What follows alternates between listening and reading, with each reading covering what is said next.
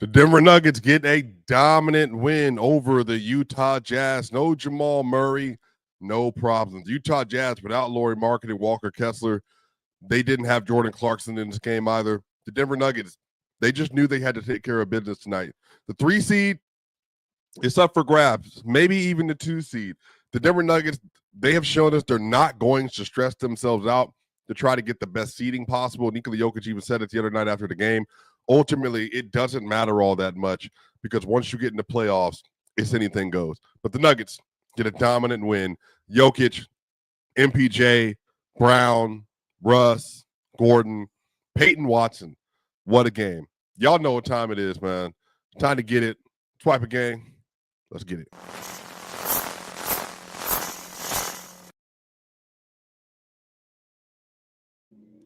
The Denver Nuggets get a 129-93 win over the Utah Jazz. Utah fought. They didn't have a lot in them today. This is a back-to-back. Colin Sexton just 8 of 18 from the field. He was a minus 30. Keontae George 5 of 17, minus 17. But really the big news of the day, and really the most interesting point of the day, was the fact that the Denver Nuggets rolled out a starting lineup they haven't played all year. Now, if anybody remembers the championship year, I've referenced this game many times. The Nuggets beat the Memphis Grizzlies 104-91 at the beginning of December 2022, the year they won the ring. And that lineup was Bruce Brown, KCP, Aaron Gordon, and Christian Brown with Jokic because Murray and Porter were both out during that game. And what the Nuggets found is that if they find enough defensive wings and enough ball handling around Nikola Jokic, that basically they can put clamps on one end and then they can find ways to score at a pretty high volume and a pretty high clip when Jokic is on the court. And that's what they did. And so tonight they replicated as best as they could in this new generation that kind of lineup. And they started Christian Brown at point guard, Peyton Watson at shooting guard, Michael Porter Jr. at small forward, and then Aaron Gordon at power forward with Nikola Jokic. And y'all, it was an experimentation, and I would say the experiment relative to who they were playing went very well. That unit, to start the game off, they held the Utah Jazz to 4 of 18 from the field, and they had a 19-9 lead prior to Russell Westbrook coming into the game after a timeout by the Jazz. Jokic had 10 rebounds in that first quarter. He was going crazy at the rebounding. Scoring wasn't crazy today, but, you know, it happens. But overall, the defense was good because they just had so much length on the basketball court. And then on top of that, like, because Christian Brown and Peyton Watson and Aaron Gordon are such good athletes, plus Michael Porter Jr., it just gave them a lot of switchability. You know, Colin Sexton was repeatedly trying to hunt Michael Porter Jr. because he's always going to be the target in the starting lineup.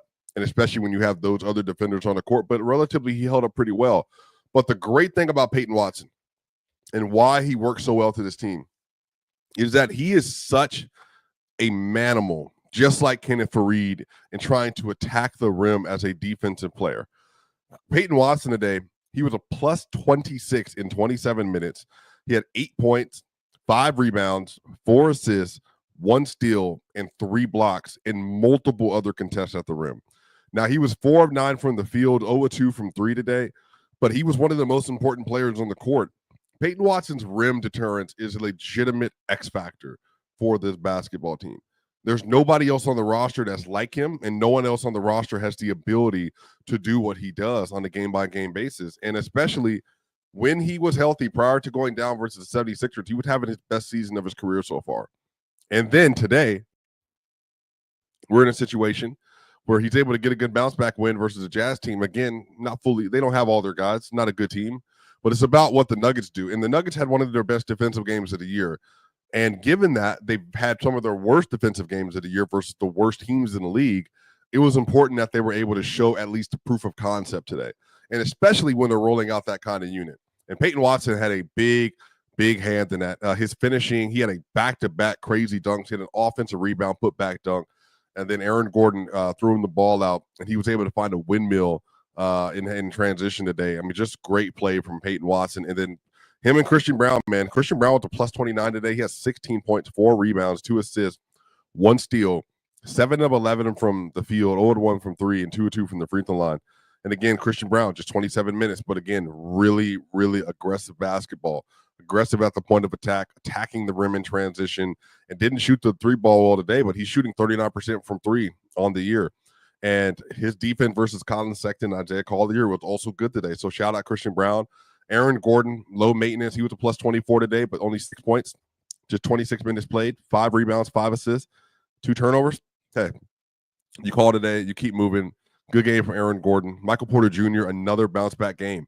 20 points, a plus 30, team high plus 30 in 30 minutes. He had 4 blocks today and 4 assists and 4 rebounds. It was the faux game, including faux turnovers and 4 personal fouls today. It was a faux game for Michael Porter Jr.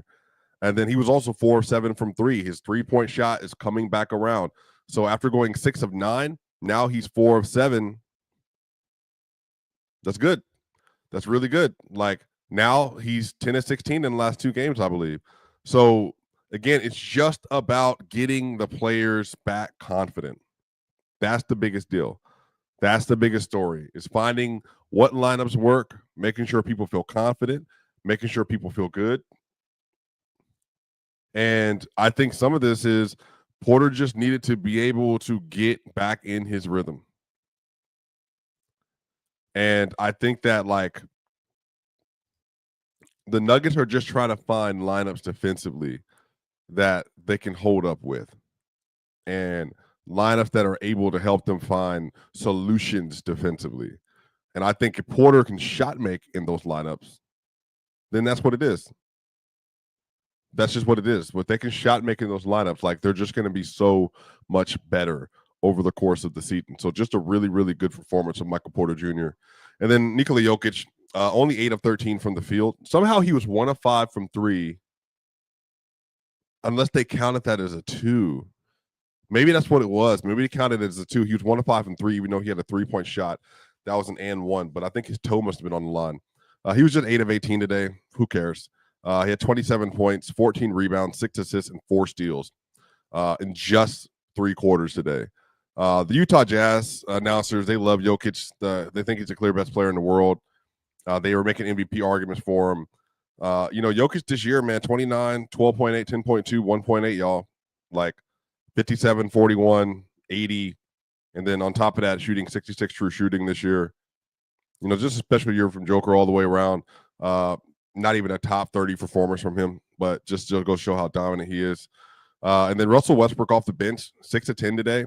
Hit 17 points, 7 assists, 3 steals. Really good by Russ. And then he also had 2 rebounds today.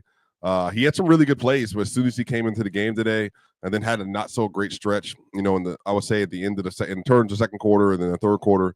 But he had a lot of shots today, and he gets really engaged in transition. And one of the things I said on social media is that Russell Westbrook's ability to understand where the extra pass is. So even if he has like a lane or an opportunity to shoot, if he sees that there's like somebody else that's available, he will make sure to find them. And he does that at a high level. He was a plus 18 today. Only criticism is the 6 turnovers. That is 36 turnovers for Russ in the last 7 games. That's over 5 turnovers a game. Obviously, that's just too much. But hopefully he continues to rein that in, or he's not going to play in the playoffs. But I think he will rein it in because he knows what time it is. And this year, he's going to be really important to this team. Zeke Naji, y'all, plus 14, 10 points, 1 rebound, 1 assist. Not a great rebounding game. 5 stocks for Zeke, 2 steals and 3 blocks. The rim protection with Zeke is crazy. He had another block to end the third quarter today. He played 17 minutes. Jalen Pickett off the bench, 4 rebounds and 4 assists. He was a plus 10 in this minutes. Overall, y'all, the Nuggets, they tried a new lineup. They got a win. The Nuggets had a 41-point lead at some point in time in this game. They did not trail at any point in this game. They had a 12-0 run over the course of the game. The Nuggets had 19 second chance points, 64 points in the paint, and 32 fast break points today. His biggest deal is they took care of business versus the team they need to take care of business with. And now if you look in the standings, Western Conference playoff pictures, the Denver Nuggets are currently slotted to play the Clippers in the first round. And then the Rockets are sitting currently slotted as the 2 seed, and the Warriors are facing the Timberwolves on their side of the bracket. And at the 4-5 on the other side is Lakers and Grizzlies. But the Nuggets have a 2-game lead. They have a 2-game lead for that spot in the 3 seed right now. And so if they can continue to hold on to that, I think that's setting them up for success. Whoever's in the 6 between the Clippers, the Wolves, the Warriors, honestly, even Memphis, man, Memphis could fall off. There's a world, honestly, y'all, there's a world where Memphis falls to the 6th seed. And then that's the first round matchup. And then, like I said, like, it depends, like, but the most ideal bracket right now, like, if Memphis falls to that 6th seed, and then you get Warriors versus Rockets, and the Warriors are able to beat the Rockets, like, those are both advantageous matchups for Denver. And hopefully, I mean, maybe we'll see, because last year when they were at that number 2 seed, because they lost that game to the Spurs, that slotted them down to where they had to face in the first round the Lakers instead of Pelicans, and the second round the Wolves instead of the Mavericks. Like, all that stuff affects it, but the 3 seed might end up being like the most ideal spot, but we'll see what happens over the course of the rest of the year. But y'all, that's going to do it. A little bit of a quick show today. Overall, the Denver Nuggets played really well. They got to win. Jokic only had to play 3 quarters. The next game that Denver has coming up here, the Nuggets are facing, let me see, they got the Wolves. So they are off Saturday, Sunday, and Monday. So they have 3 days off. And then the Nuggets have the Wolves. Then they have the Spurs, the Warriors, the Pacers, the Kings, the Grizzlies, and the Rockets.